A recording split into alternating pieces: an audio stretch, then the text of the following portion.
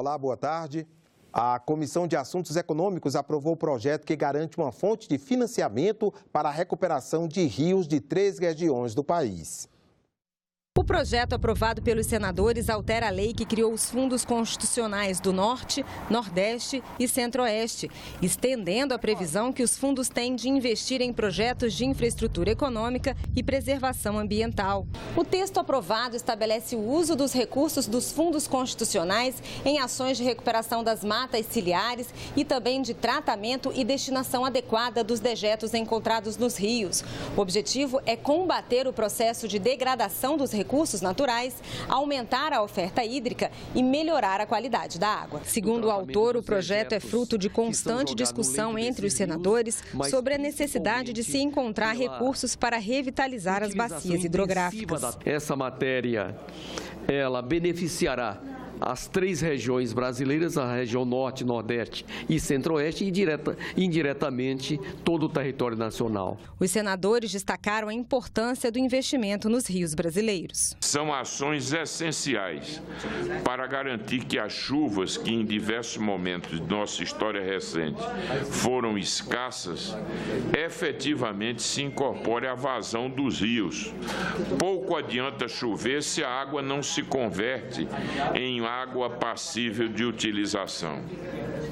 No caso do Rio São Francisco, por exemplo, a recuperação das matas ciliares é fundamental para reverter um grave processo de degradação que já se mostra bastante avançado. No norte pantaneiro, ainda no meu estado e no norte, no estado de Mato Grosso do Sul, como o Rio Taquari, o Rio Coxim, já visitados pelo ministro do Meio Ambiente por 2 ou 3 vezes, que estão assoreados, que na sua nascente, que é onde nasce realmente a fonte da nossa água, está totalmente comprometido com função do desmatamento, da monocultura ou mesmo do despejo de material de construção. Assoreado, ele mata todo o rio, consequentemente a vegetação. O nosso Pantanal também pede socorro. Nós temos centenas de rios perenes, por exemplo, o Rio Formoso, um volume enorme de água. Hoje você não consegue mais andar. Esse final de semana, eu atravessei o Rio Formoso, no oeste do nosso estado, de carro. Coisa que há 20 anos atrás era impossível você atravessar nadando. A Comissão de Assuntos Econômicos vai apresentar em plenário um requerimento de urgência para o projeto. Se a urgência for aprovada, o projeto não precisará passar pela Comissão de Desenvolvimento Regional e será votado diretamente pelo plenário. Securitização de créditos recebíveis é uma operação financeira para antecipar o recebimento de dinheiro a ser arrecadado por estados e municípios. Mas isso é bom ou é ruim? Uma audiência pública na Comissão de Direitos Humanos debateu o assunto. A PBH Ativos, criada pela Prefeitura de Belo Horizonte em 2011, foi investigada por uma comissão parlamentar de inquérito da Câmara Municipal nos últimos 6 meses. Vários municípios, em vários estados também, têm tido a iniciativa de construir empresa desta natureza. O modelo que está entrando no Brasil, ele gera dívida pública de forma disfarçada, escondida, e faz pagamento disfarçado também. Sequestra recursos ainda na rede arrecadadora. Uma parte vai para o município, só uma parte. A outra parte é desviada para o debenturista, para um banco que compra os papéis emitidos por essa empresa.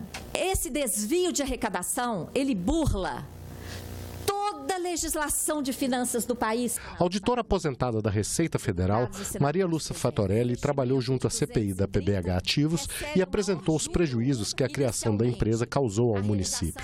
De cara, o município recebe 200 milhões. E aí vem toda a propaganda de que essa empresa está trazendo recursos para o município. Mas é uma operação disfarçada, não autorizada. Ok, o município recebe 200 milhões. E qual é a perda? Em apenas 3 anos, a perda é de 70 milhões.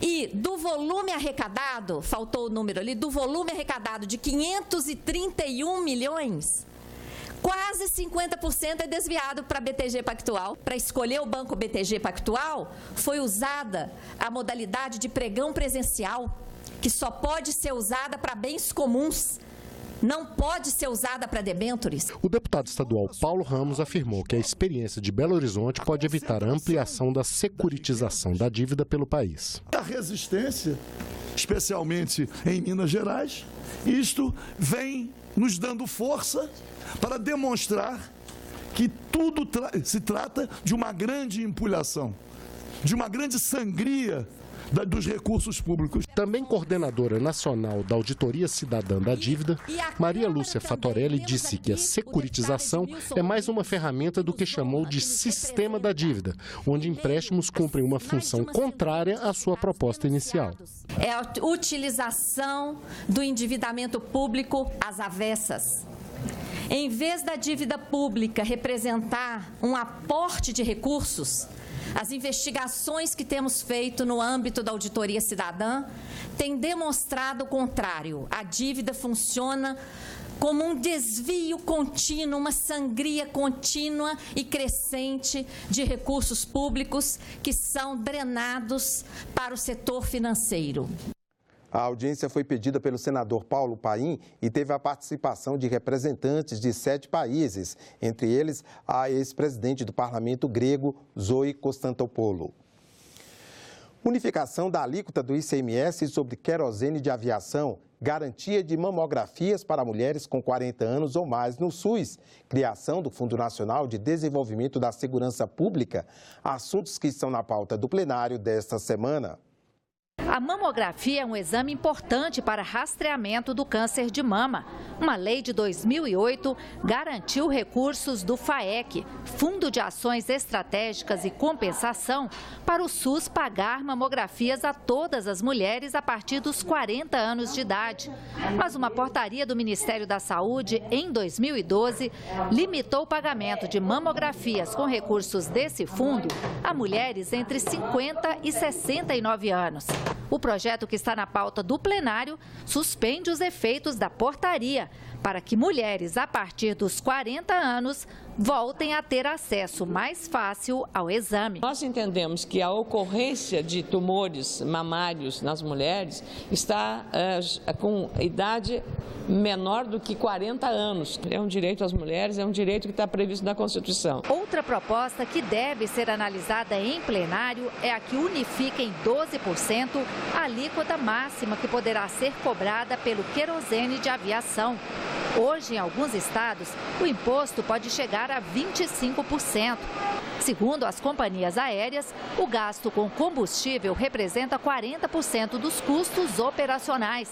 E a expectativa é de que a unificação da alíquota possa trazer benefícios para os passageiros. O setor terá dificuldades de manter os serviços a preço acessível à população, se não forem tomadas medidas para reduzir os custos operacionais das empresas. A readequação da política de cobrança do ICMS é, portanto, uma medida necessária para manter o serviço a preços acessíveis aos usuários, especialmente para a parcela de menor renda. A criação de um Fundo Nacional para financiar ações de segurança pública nos estados também deverá ser analisada em plenário esta semana. O que se espera com esse fundo é garantir uma fonte permanente de recursos para o combate à criminalidade. O dinheiro para esse fundo virá de tributos pagos pela indústria de armas e por empresas de segurança privada. A responsabilidade pela segurança é dos estados brasileiros, sem uma coordenação nacional. Para se ter uma política definitiva e permanente, é necessário se ter um orçamento garantido. Daí a importância de vincular pequenos recursos nesse momento. A vinculação desses recursos recolhidos da venda de armas, da produção e da venda de armas e material bélico, iria garantir recursos para esse fundo. Também tem outras possibilidades. E a sessão plenária de hoje está marcada para daqui a pouco, às 14h. O presidente Michel Temer anunciou ontem que deve enviar ainda esta semana ao Congresso um projeto para privatizar a Eletrobras. A empresa, controlada pelo governo, é responsável por 37% da capacidade de geração de energia elétrica do país. Privatizações como essa foram discutidas em audiência da Comissão de Assuntos Econômicos na noite dessa segunda-feira. No final de agosto, o governo já tinha anunciado a intenção de privatizar diversas empresas controladas pelo Estado, como a Casa da Moeda, Aeroportos e a Eletrobras. Para os participantes da audiência, essas privatizações colocam em risco políticas de desenvolvimento nacional e até a soberania do país. Não há caso de um país com a dimensão do Brasil que entrega todos os seus ativos para o controle internacional. Não há experiência histórica de definição do que é uma soberania com um país com este tamanho, com essas reservas, controlados provavelmente não mais em reuniões em Brasília, mas talvez em Londres, em Washington, em outras cidades. Segundo este professor da Universidade Estadual do Rio de Janeiro, 91% da energia consumida no Brasil vem de usinas hidrelétricas. Ele comparou o modelo brasileiro ao adotado em países como Noruega, Canadá e Estados Unidos e destacou que nesses locais a maior parte da geração de energia é controlada pelo Estado. O país mais liberal do mundo hoje é os Estados Unidos. E eles não brincam com isso, minha gente. A usina hídrica está toda na mão deles e as usinas mais importantes operadas pelo Exército americano. As casas lotéricas, hoje controladas pela Caixa, também podem ser privatizadas. A medida foi criticada pela federação que reúne as associações do pessoal da Caixa Econômica. A gente, quando joga a loteria, quase 40% daqueles valores eles vão para os investimentos sociais. Então, ao privatizar a loteria, Requião, eles vão também tirar esses benefícios sociais com certeza. Ou seja, você aumenta o prêmio, mas você diminui o alcance para a sociedade. O mais grave e o central é isso que nós estamos vivendo agora. É o anúncio da venda de tudo aquilo que foi promovido, produzido, trabalhado e criado como patrimônio pelo povo brasileiro em tantos e tantos anos. O senador Lindbergh Farias, que solicitou a audiência, defende um debate mais amplo sobre o tema. Ele criticou o decreto editado pelo governo que cria um regime especial para a venda de ativos nas estatais. Lindbergh anunciou ainda que a bancada do PT já apresentou um projeto de decreto legislativo para assustar a medida. O resultado que a gente quer disso é passar mais elementos para o povo brasileiro através da TV Senado, mas convencer os senadores também. A gente criar uma frente de resistência a esse entregue que Temer está fazendo. Ficamos por aqui. Você pode rever as reportagens desta edição na nossa página na internet, senado.leg.br/tv. Obrigado pela companhia e até a próxima.